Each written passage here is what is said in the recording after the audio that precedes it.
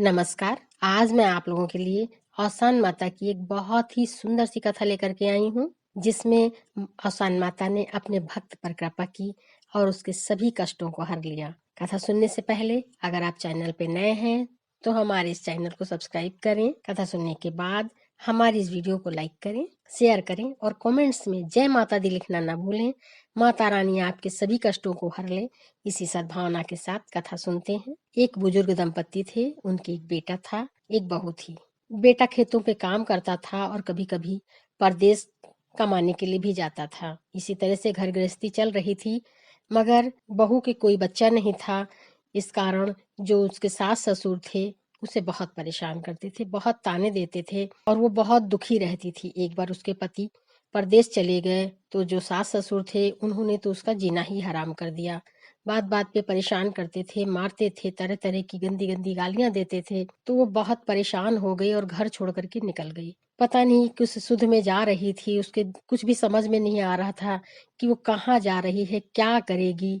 इसी उधेड़ बुन में वो चलती चली जा रही थी। चलते चलते वह एक पीपल के पेड़ के नीचे बैठ गई और वहीं फूट फूट कर रोने लगी। तभी बृहस्पति का दिन था और शान माता अपने फेरे पर निकली थी, अपने भक्तों से मिलने निकली थी, ये देखने निकली थी कि कहाँ कहाँ उनकी पूजा हो रही है। तो उन्होंने देखा कि एक स्त्री एक पेड़ के नीचे बैठ करके फूट फूट कर रो रही है। तो आसान माता ने एक बूढ़ी अम्मा का वेश बनाया और वहां जा करके उससे पूछने लगी कि बेटा क्या हुआ है, क्यों परेशान हो, इस तरह से क्यों रो रही हो। कहने लगी, अम्मा कोई परेशानी नहीं है, आप जहाँ जा रही हैं आप जाइए, बस मैं ऐसे ही रो रही थी। तो उन्होंने कहा, अरे बेटा कोई ऐसे ही थोड़े ना रोता है, कोई परेशानी है, मैं तुम्हारी माँ जैसी हूँ, तुम्हारी दादी जैसी हूँ, मुझसे बताओ, मुझसे कहो, मैं तुम्हारे दुख का कोई उपाय निकालूंगी। वो औरत भावुक हो गई और बूढ़ी अम्मा को पकड़ करके रोने लगी। तो बूढ़ी अम्मा ने उसे सहारा दिया, उसे समझाया और पूछा, क्या हुआ बेटा। तो उस औरत ने अपनी सारी दुख भरी कथा बूढ़ी अम्मा को सुना दी। तो बूढ़ी अम्मा ने कहा, कोई बात नहीं है, ऐसा होता है तो औसान माता को मान लो। औसान माता की तो पूजा ही इसलिए की जाती है कि कोई परेशानी हो, कोई संकट हो, आल औलाद ना हो, तो उनको मान लो। उनको मानने से माता रानी सभी कष्टों को हर लेती हैं और मनवांछित फल की प्राप्ति होती है। तो तुम मान लो, उसके बाद में तुम पूजा कर देना, जब वो तुम्हारे दुख को हर लें, तुम्हें बेटा दे दें तो तुम पूजा कर लेना।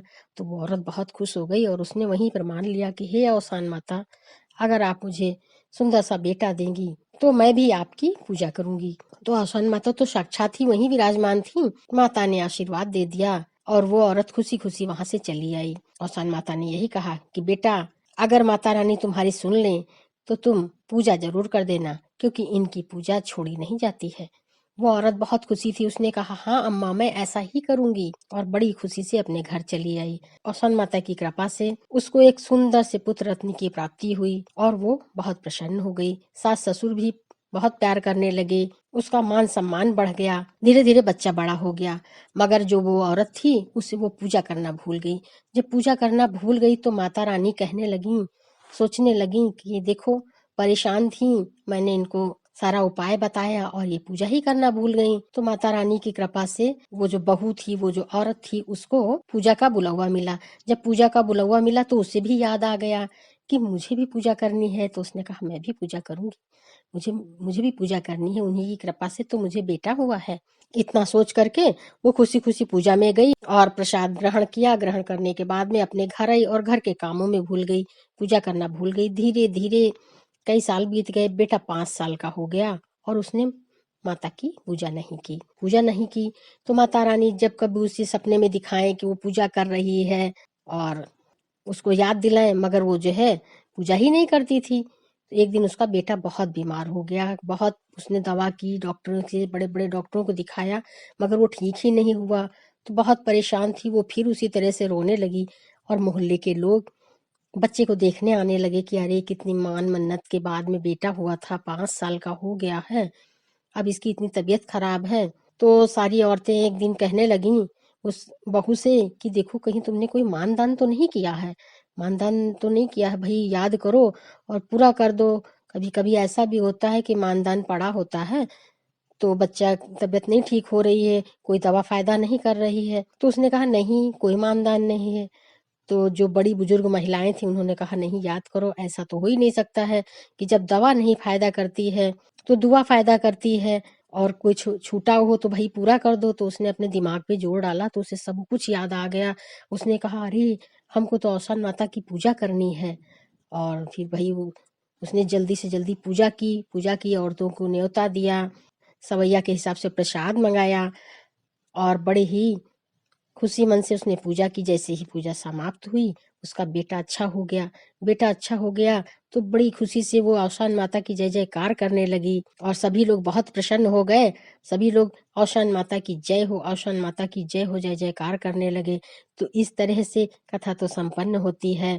माता रानी का चमत्कार कि किस तरह से माता रानी ने उस बहू के दिन अच्छे किए, उसे बेटा दिया, और एक छोटी सी पूजा के बाद उसे माफ भी कर दिया। इसी तरह से कितनी दयालु है माँ, अपने भक्तों को बड़ी ही सहजता से माफ कर देती हैं और उसे मनवांछित फल की प्राप्ति करती हैं। इस तरह से कथा सुनने वाले हमारे भाई बहन के जो भी दुख दर्द हो, माता रानी हर लें।